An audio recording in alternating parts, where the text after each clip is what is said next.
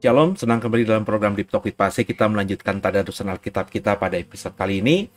Dan sebelum kita masuk dalam pembacaan dan pembahasan Yeskiel pasal ke-48 ya, pasal terakhir dari kitab Yeskiel, kita tundukkan kepala, kita doa. Mengucap syukur Tuhan buat hari ini kami boleh kembali melanjutkan tadarusan Alkitab kami.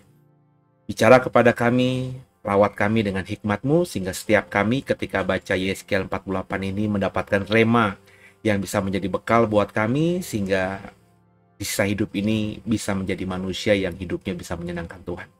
Jangan satupun kami yang Kau lalui, lawatlah kami. Haleluya. Amin. Bapak Ibu, kita lanjut ya. Langsung saja kita siapkan Alkitab kita. Kita membuka dari Yeskiel pasal yang ke-48. Besar perbuatanmu ajaib, tiada seperti Engkau, tiada seperti Engkau.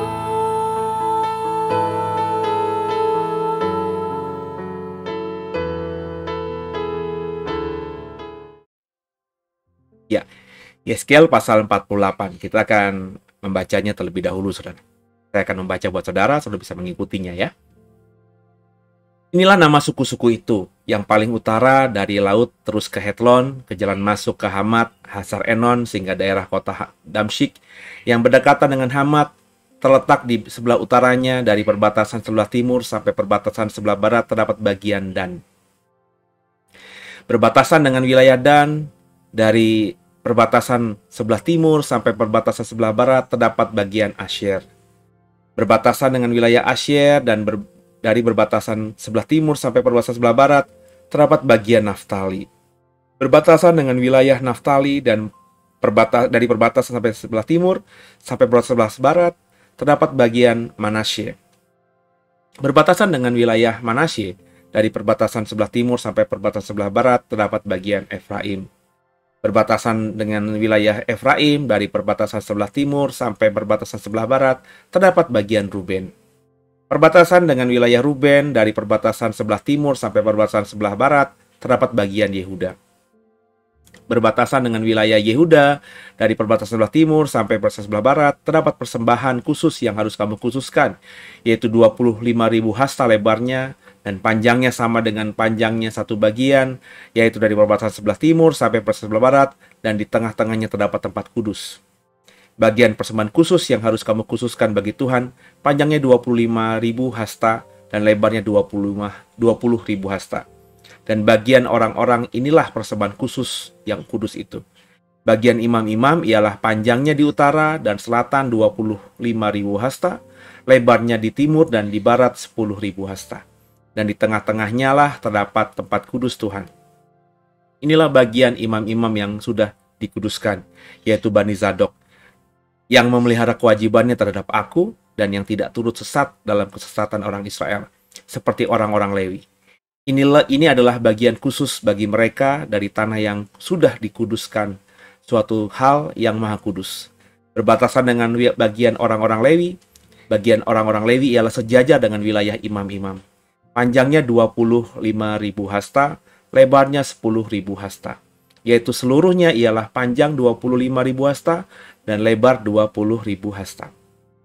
Mereka tidak boleh menjual sedikit pun dari situ atau menukarnya. Dan mereka tidak boleh mewariskan yang terbaik dari negeri itu kepada orang lain, sebab itu kudus bagi Tuhan. Yang tertinggal dari lebarnya yaitu 5.000 hasta lagi, yang berbatasan dengan 25.000 hasta itu adalah kota kudus. Tapi itu untuk keperluan kota sebagai tempat tinggal dan tanah perladangan. Dan ukurannya adalah begini.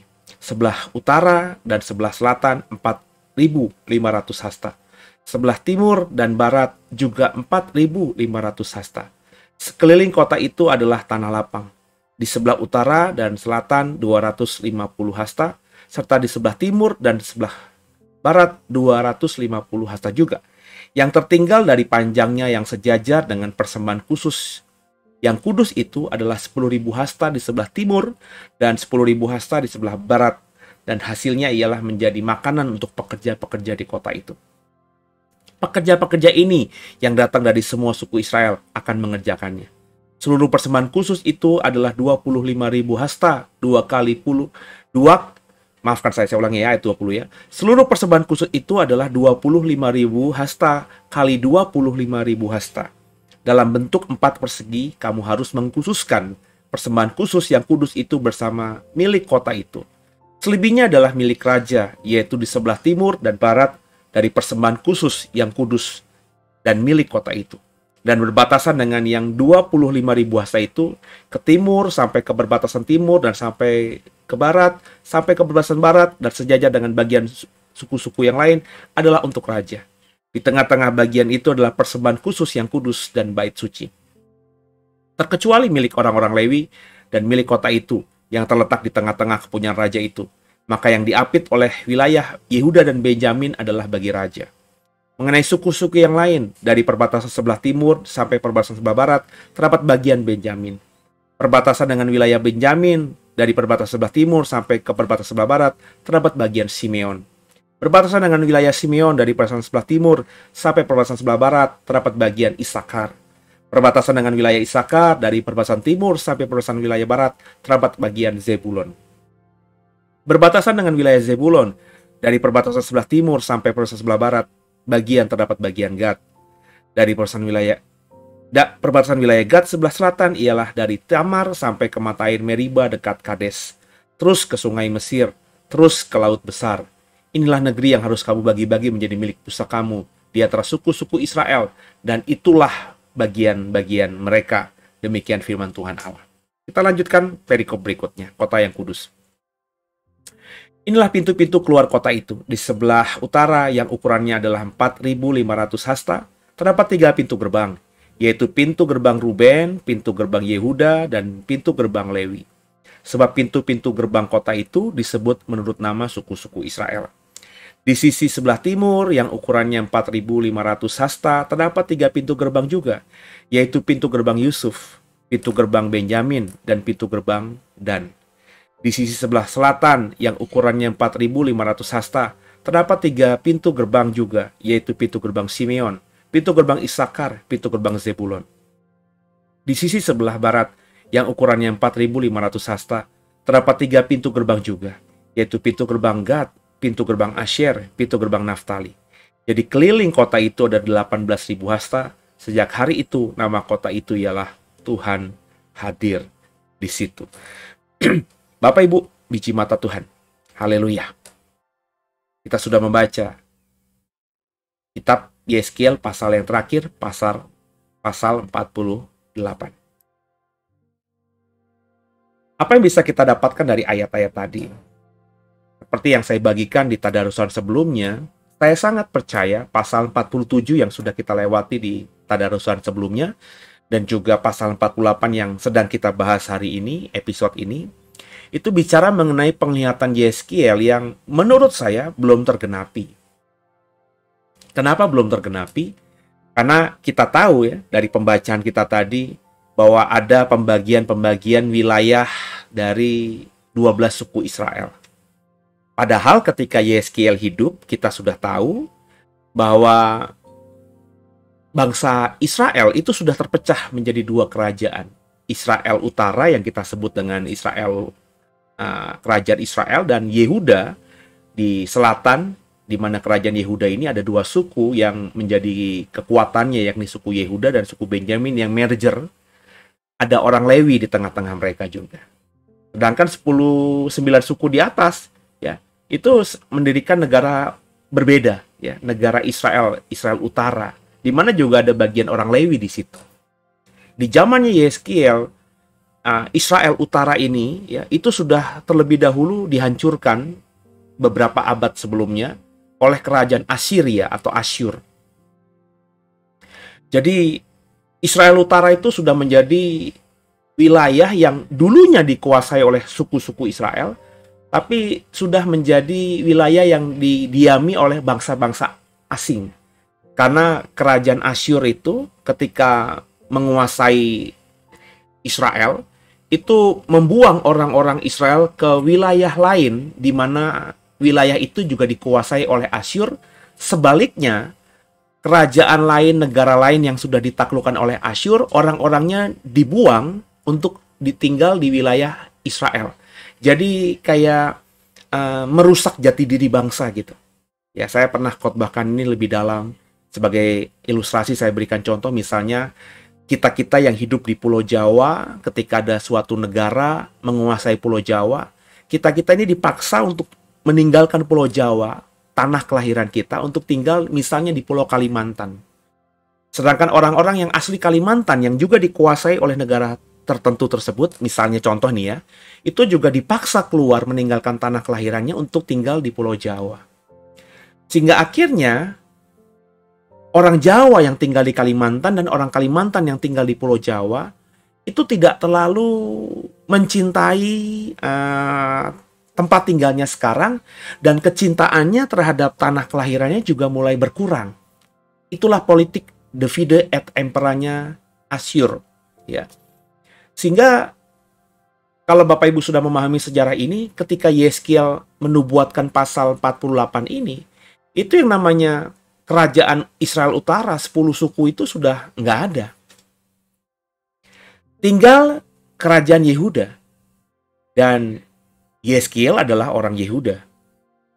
Dia bernubuat tentang bangsanya, bangsa Yahudi, yang sedang dibuang di Babilonia sudah beberapa tahun. Bapak Ibu tinggal melihat saja pasal pertama Yeskiel, pasal kedua, atau mengikuti tadarusan yang masih ada pertinggalnya di channel YouTube ini ketika kita membahas Yeskiel pasal-pasal yang pertama. Artinya lucu gitu membaca pasal 48 itu bicara mengenai Yeskiel mengatakan bahwa ada pembagian-pembagian wilayah. Padahal ketika dia hidup ya wilayah-wilayah itu sudah dikuasai oleh asing, bahkan orang Yehuda. Dia dan saudara-saudaranya sebangsa orang Yehuda itu sedang dibuang ke Babel.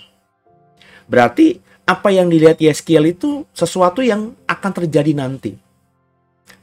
Di mana jelas sekali bahwa 12 suku itu berada kembali dalam wilayah tanah perjanjian.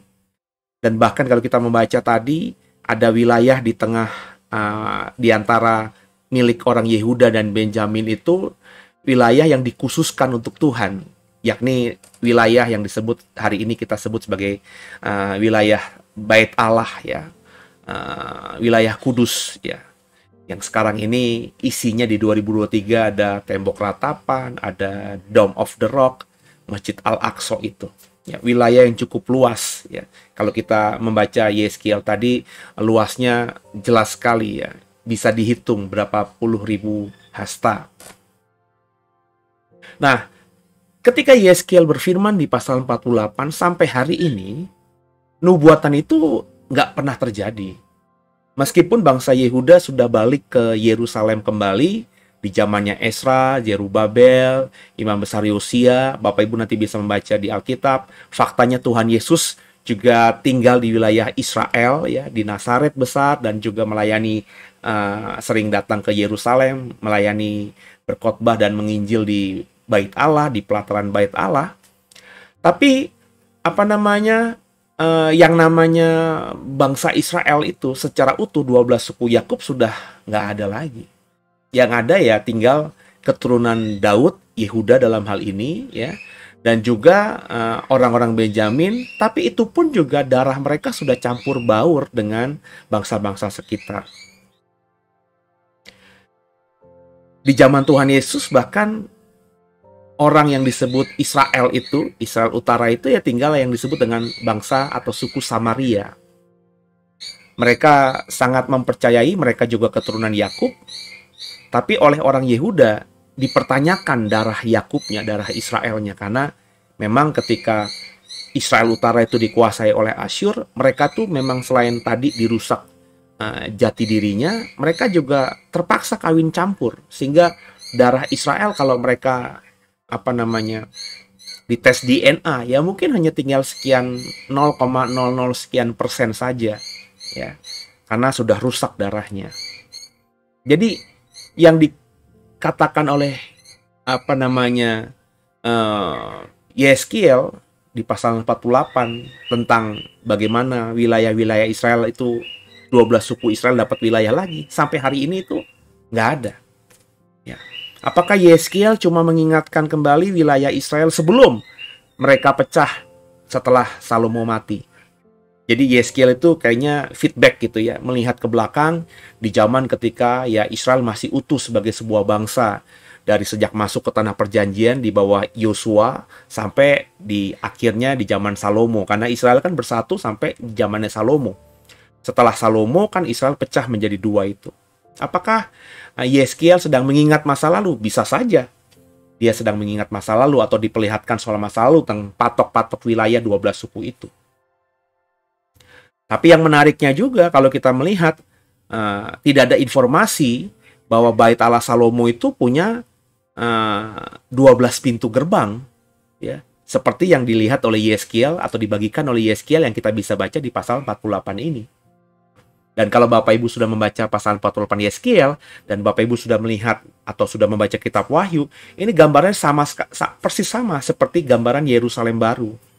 Di mana Yerusalem baru itu kotanya 4 persegi, ya, panjang, lebar, dan tingginya sama, dan keempat sisinya itu punya masing-masing 3 gerbang. Jadi kalau ada 4 sisi, 4 kali 3, 12 pintu gerbang yang semuanya merupakan nama-nama suku Israel. Makanya di pasal 47 di tadarusan yang kemarin, saya melihat ada kemiripan, ada similar, ya, keserupaan antara apa yang dilihat Yeskiel dan apa yang dinubuatkan oleh Yohanes dan kita bisa baca di kitab Wahyu. Maka di pasal 47 kemarin saya melihat, saya mengatakan, saya mengajar kepada saudara bahwa mungkin saja Yeskiel itu melihat sesuatu yang masih nanti. Bahkan ketika saya sharing ini, itu belum terjadi, masih di masa depan. Kita belum mengalaminya, masih di masa depan. Jadi Yeskiel itu melihat sebuah penglihatan yang Tuhan izinkan dilihat oleh dia, itu skopnya tuh ribuan tahun, bahkan mungkin puluhan ribu tahun. Jadi ketika Yeskiel menubuatkan tadi, ada yang sudah tergenapi, ada yang akan digenapi dalam waktu singkat, dan mungkin masih ada beberapa nanti nubuatan yang baru tergenapi, entah itu tahun-tahun ke depan, ratusan tahun ke depan, ribuan tahun ke depan, karena waktu kita tidak ada yang tahu, hanya Tuhan yang tahu.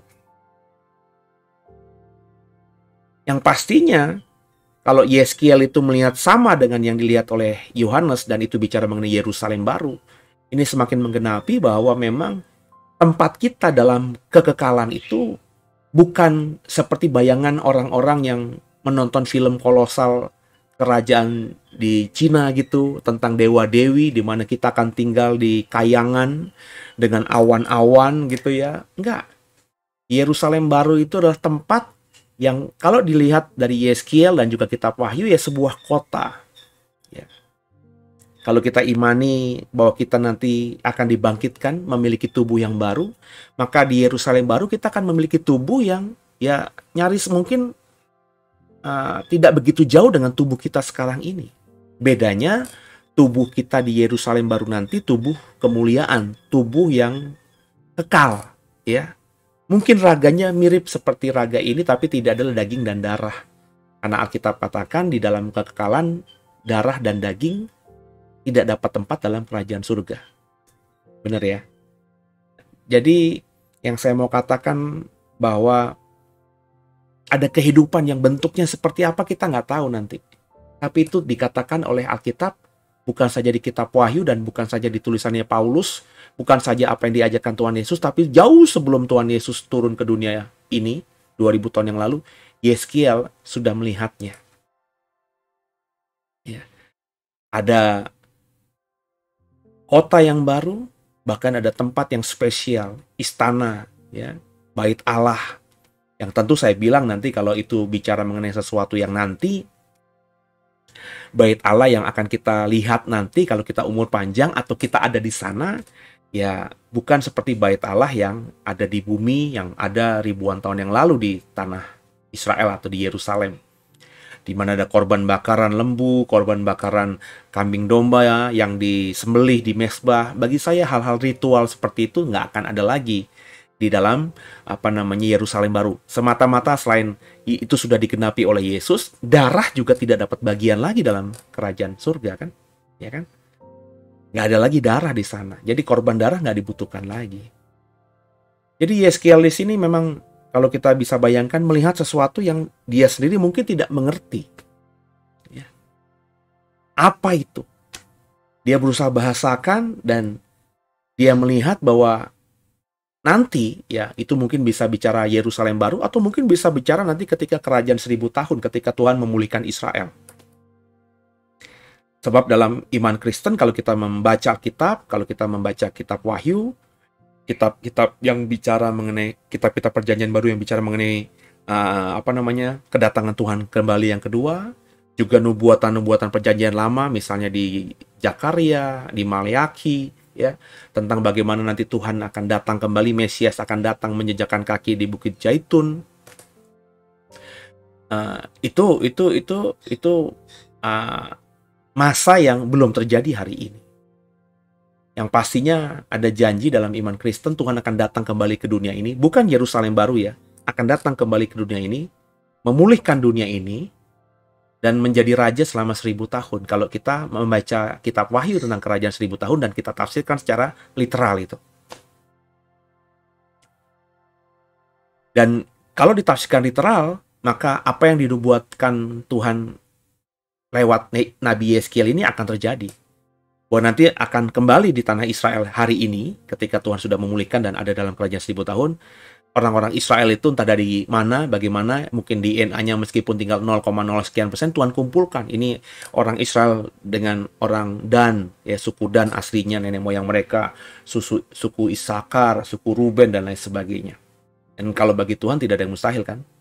Dan saya yakin sebentar lagi akan ada teknologi di mana kita bisa melihat atau membaca tes DNA kita dengan murah. Hari ini kalau kita mau tes DNA cukup mahal ya.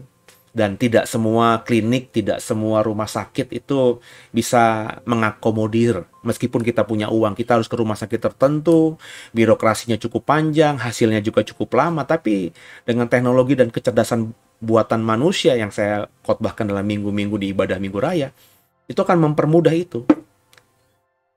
Seperti awal-awal pandemi kita mau yang cek sampai lupa namanya karena sudah tidak lagi tes COVID itu ya. Awal-awal kan susah sekali ya, nggak semua klinik tahu bisa ya, sehingga akhirnya mahal sekali itu untuk tes kita positif atau tidak COVID. Sampai akhirnya pemerintah dengan segala cara bisa mengimpor bahan-bahan itu, dan akhirnya dengan murah, dengan mudah kita bisa tes COVID di mana saja. Ya.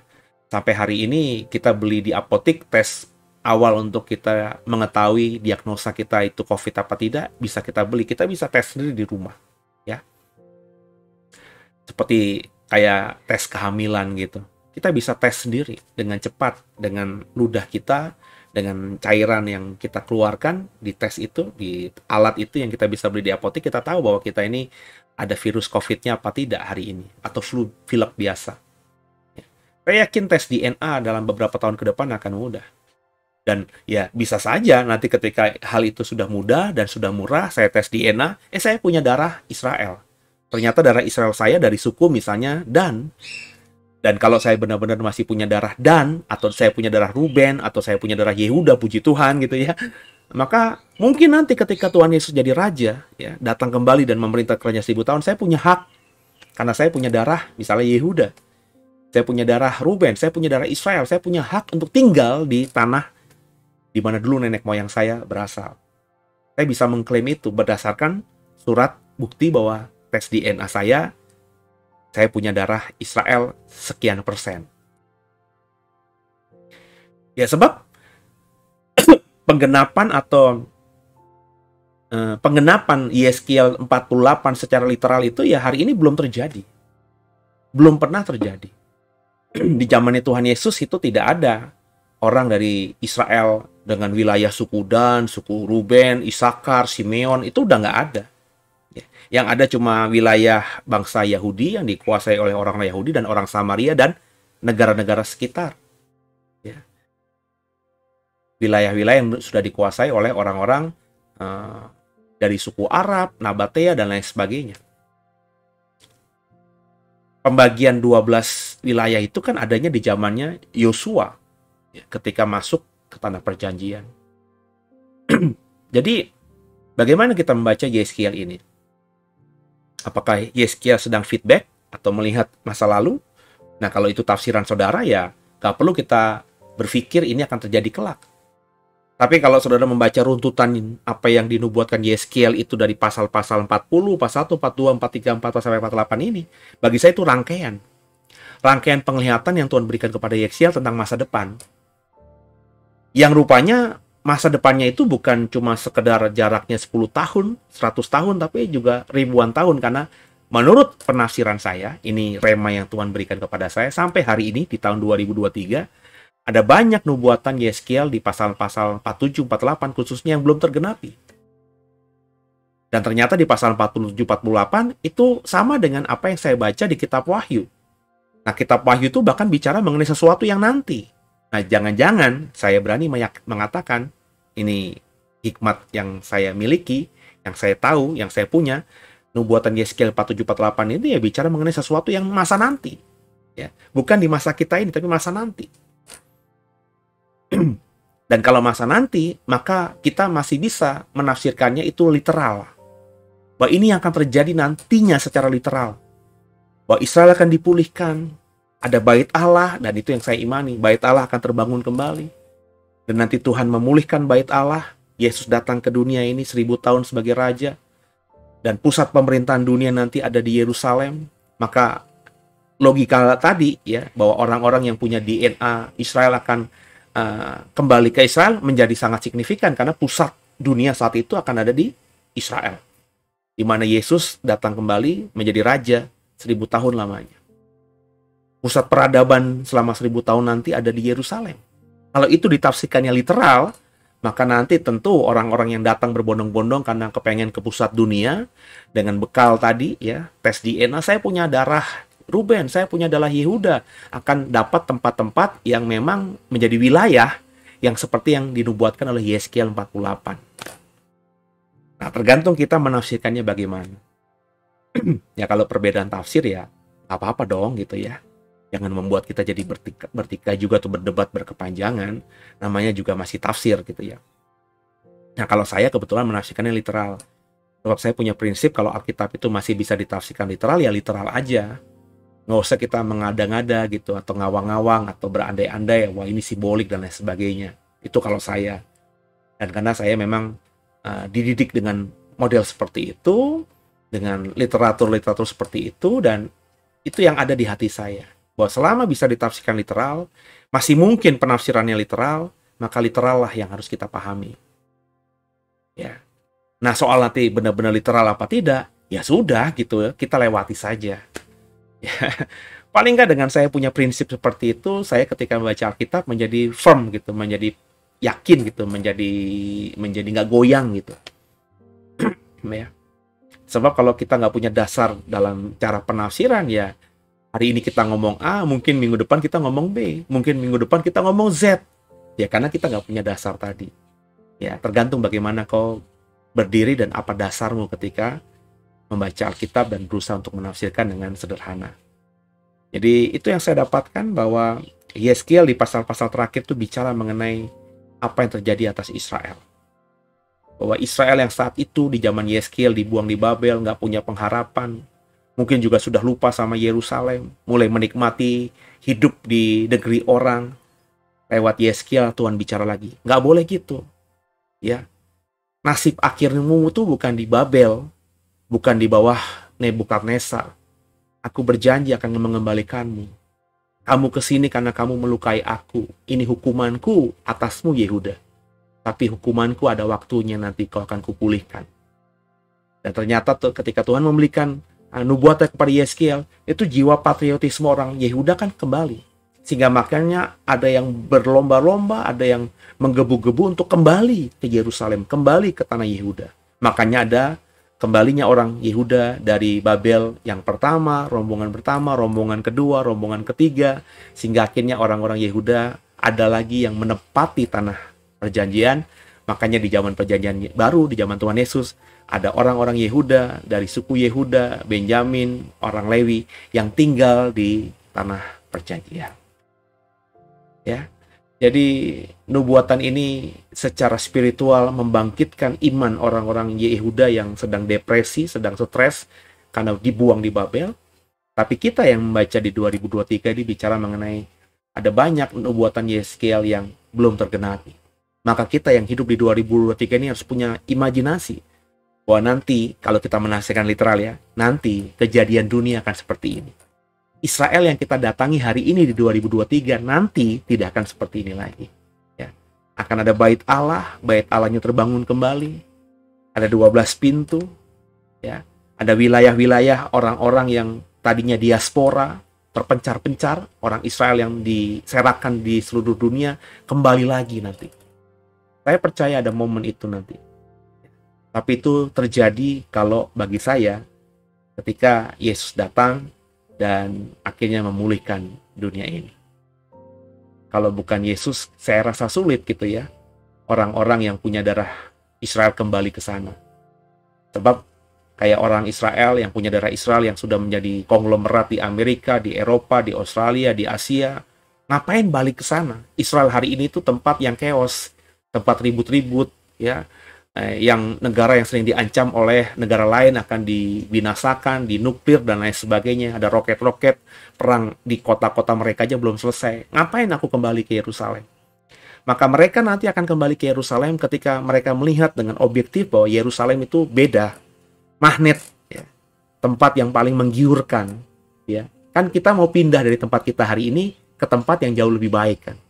Nanti saya percaya ketika Tuhan datang kedua kali di zaman kerajaan 1000 tahun, dunia memang menjadi damai, dunia memang menjadi aman karena Satan diikat 1000 tahun lamanya. Tapi kata Alkitab, kalau kita melihat, ya, membaca, semua orang akan berbondong-bondong menuju ke Yerusalem. Kenapa? Karena pusat dunia saat itu ada di Yerusalem. Why? Karena Tuhan datang menjadi raja sesungguhnya. Yesus yang 2000 tahun lalu turun ke dunia, dia tidak menjadi Mesias secara real. Tapi nanti dalam kerajaan 1000 tahun, dia benar-benar akan menjadi Mesias secara real. Dia akan menarik dunia untuk datang kepadanya. Termasuk orang-orang yang punya darah Israel akan kembali meninggalkan kampung halamannya, tempat mereka lahir hari ini. Di Jawa, di Kalimantan, di Papua, untuk berbondong-bondong mencari tempat yang dekat dengan Yerusalem, dekat dengan tata Tuhan. Maka wilayah Israel yang 12 suku itu kembali akan terbentuk seperti yang dinubuatkan oleh Yehezkiel. Semoga apa yang saya bagikan pada malam hari ini atau pada episode ini jadi berkat buat semuanya. Kalau saudara punya pemahaman yang berbeda dari Yehezkiel pasal 48 pasal terakhir ini, monggo dibagikan di live chat atau di kolom komentar supaya saya dan yang lainnya juga bisa dapat berkat dari rema yang Bapak Ibu dapatkan. Kita belajar saling berbagi rema. Tuhan Yesus memberkati semuanya.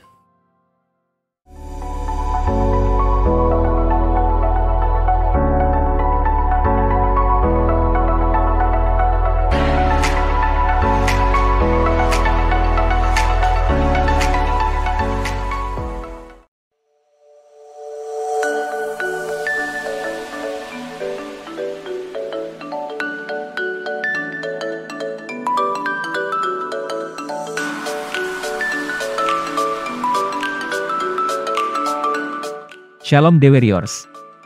Kami mengucap syukur dan juga berterima kasih atas dukungan saudara atas channel YouTube The Warriors sampai saat ini. Terlebih hingga akhirnya kita bisa memiliki fitur membership sekarang. Di mana dengan join membership, Bapak Ibu Saudara dapat memberkati pelayanan digital kami lebih lagi. Sekaligus juga mendapatkan fitur-fitur yang lebih seperti, akan ada konten-konten pengajaran yang secara khusus kita upload dan share hanya kepada member, kemudian seminar-seminar online khusus member, dan ke depan masih akan kami terus kembangkan pelayanan kami supaya bisa menjadi berkat khususnya di media digital ini. Jadi terima kasih. Kalau Bapak Ibu Saudara sudah tergerak untuk join membership, caranya bisa diklik tombol join di sebelah tombol subscribe di bawah. Tuhan Yesus memberkati.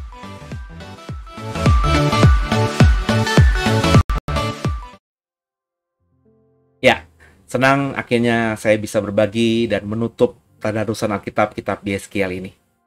Pasal 1 sampai 48 ini kita lewati berbulan-bulan, saudara ya. Tapi puji Tuhan kita bisa selesaikan dan senang ya, akhirnya kita besok akan tadarusan kitab baru yakni kitab Ratapan ya.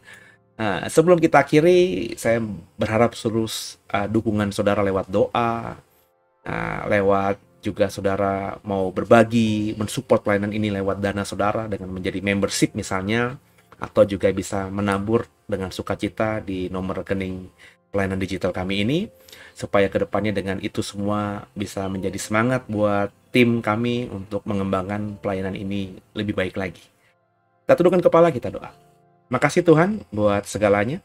Kami belajar banyak dari kitab Yeskiel ini. Ampuni salah dosa kami. Yesus Kristus adalah Tuhan Juru Selamat kami yang hidup, dan ke dalam tangan-Mu lah kami serahkan tubuh, jiwa, dan roh kami. Haleluya. Amin. Kasih Tuhan, kita akhiri Tadarusan Alkitab kita di Topik Pasif pada episode ini. Sampai jumpa di episode berikutnya. Dan kebetulan episode berikutnya adalah kitab baru. Tadarusan Alkitab, kitab yang baru. Tuhan Yesus memberkati semuanya. Haleluya.